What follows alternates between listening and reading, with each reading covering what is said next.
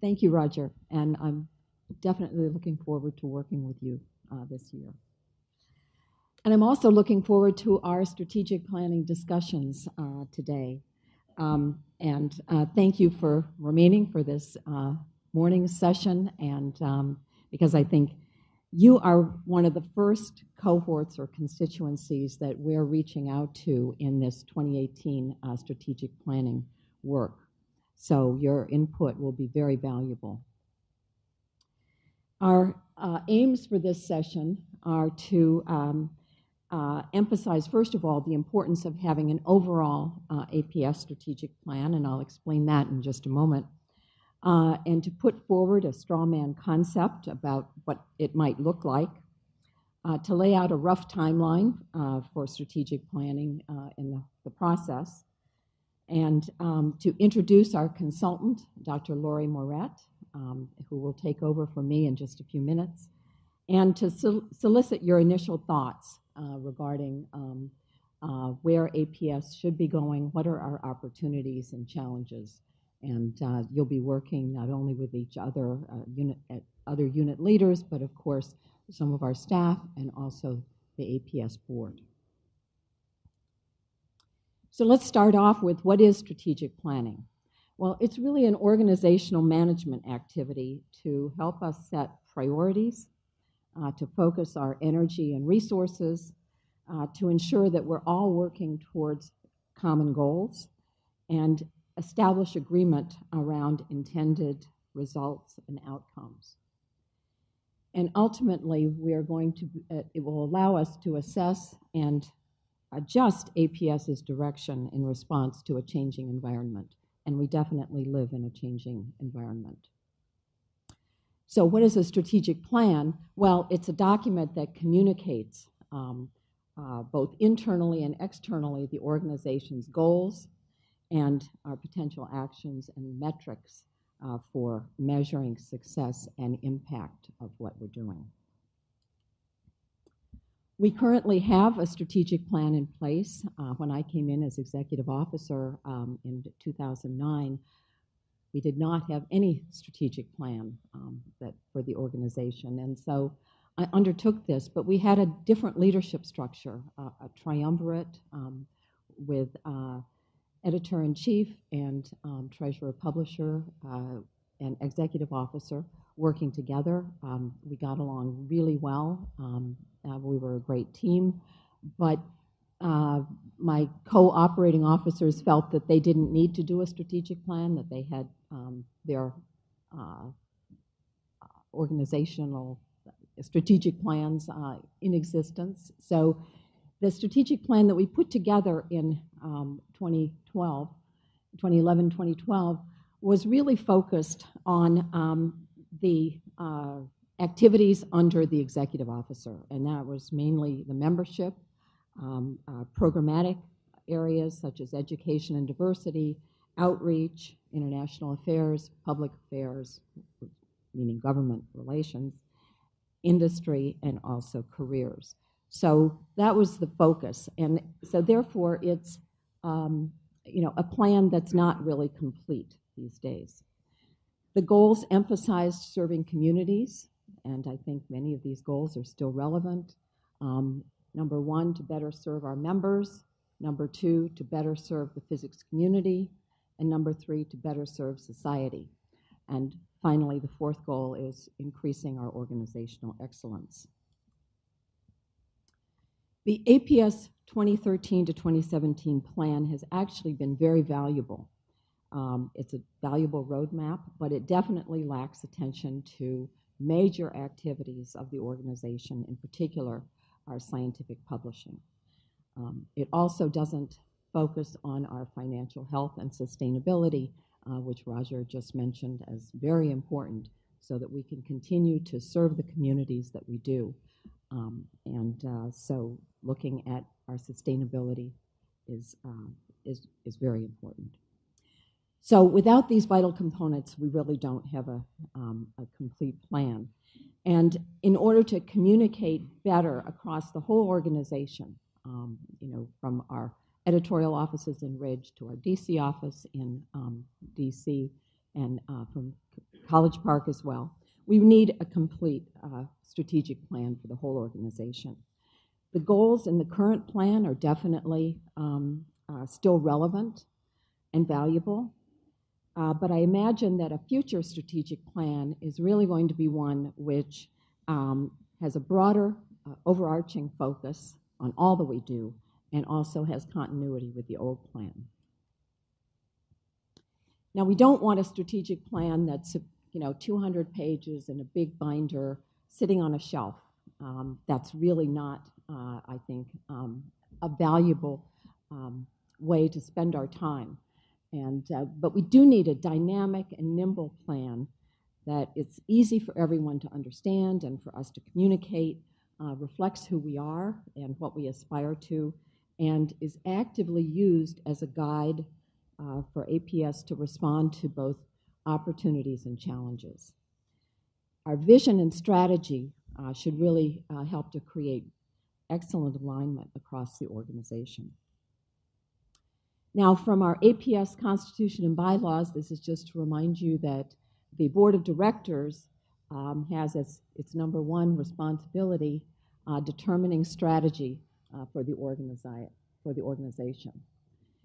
So the board is going to be very involved in this planning, and with the board on board, we have decided to have sort of a co-creation model involving the senior management team, the APS staff, and volunteer leaders, including, of course, our board members, those in council, and others. We're going to have some subcommittees that I'll explain in a moment, but it's all being facilitated by a consultant with expertise in helping groups achieve a plan that's right for them. Getting the balance right is really critical.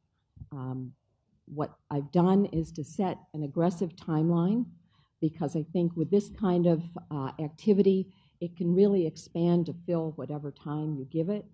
And so I'll show you the timeline in just a moment, but I think that we can really work hard and have this completed by the end of 2018.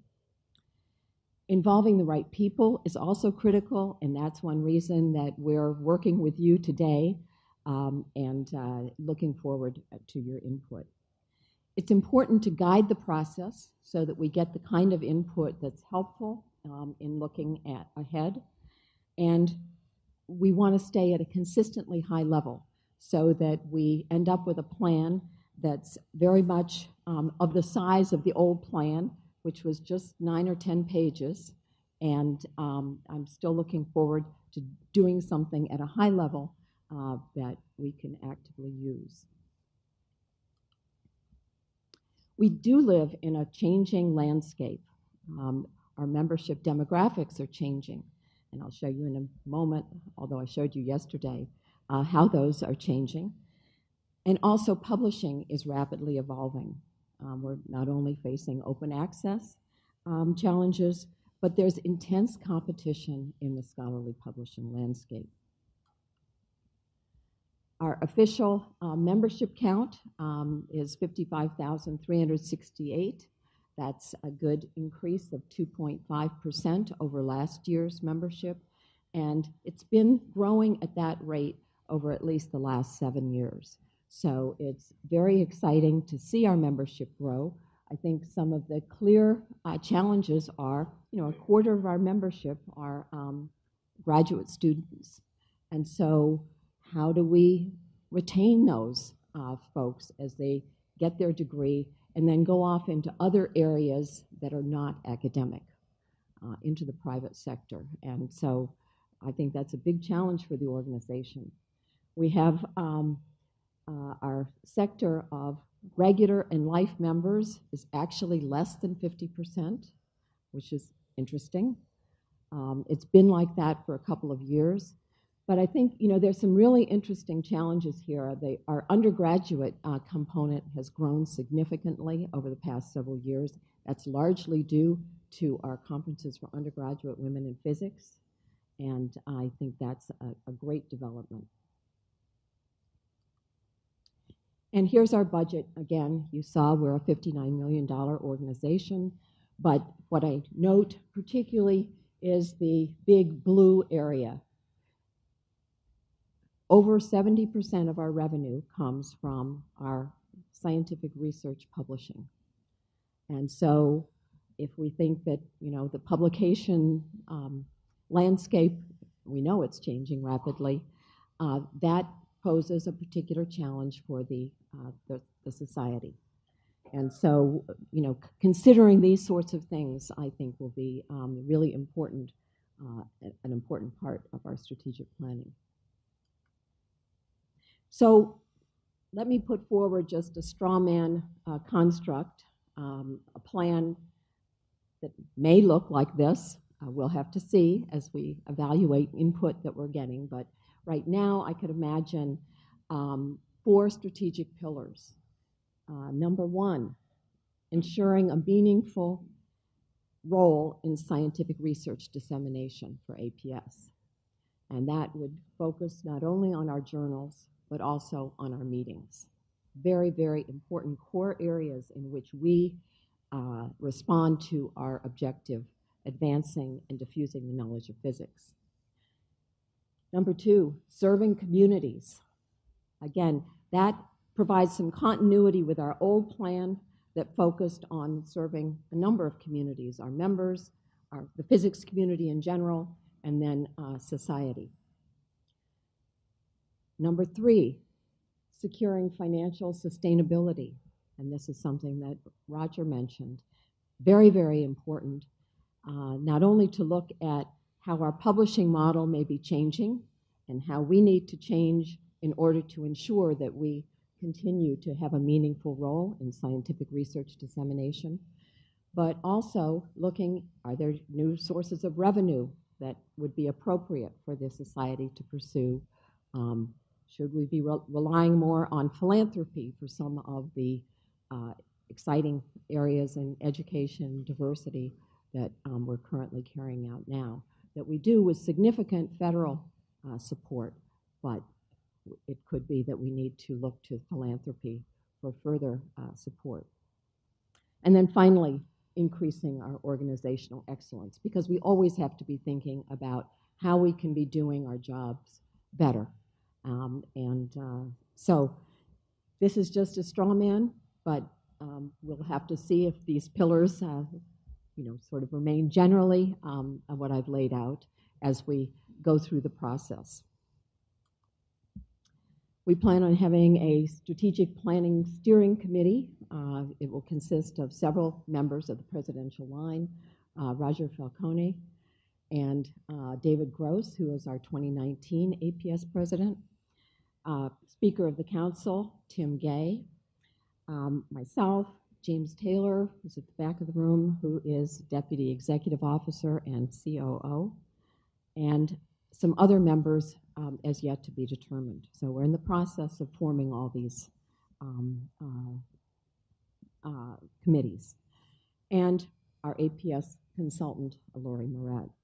And the responsibilities of the steering committee will really focus on oversight and looking at coordinating the processes of the subcommittees, focusing in each of these strategic pillar areas. They're also going to be looking at our mission statement. And we do have a mission statement that was adopted in 2009 by the board, but we need to see if that's really still us. We also, I think, need to think about developing a values statement, which again sort of communicates who we are and what we value. And finally, the steering committee will be looking at writing the overall strategic plan, hopefully over the summer. Our plans are for soliciting broad member input. We have town halls that will be held at the APS March meeting in Los Angeles, as well as the April meeting in Columbus, Ohio. We will be inviting member input at the annual business meeting that we will hold in Columbus before the April meeting. And we'll also be communicating and providing our members information as to how they can give input on the web, and that will be communicated through APS News, through emails, and also social media. This is briefly the proposed timeline. I don't want to go through it in detail. We're at the very beginning, in the first quarter, but we're aiming to try to have enough of a draft from the individual subcommittees by the board retreat in June so the board can have substantial discussions. And then after that, we really envision doing some serious writing over the summer so that there can be final board discussions in September at the usual board meeting then, and then ultimately the plan put before the board and the council in November. We've hired a consultant. Some of you have been asking, well, why? I mean, we know the physics. Well, it's really important, I think, to have someone who is coordinating and facilitating and driving the process. Someone who provides valuable expertise because they've done this in the past. They've helped groups to work on these kinds of activities. And they have very, very helpful outside perspective. I think also, very importantly, it keeps the process honest. Can be, can help us address uncomfortable truths that maybe are difficult to talk about, and help to articulate problems and as they arise.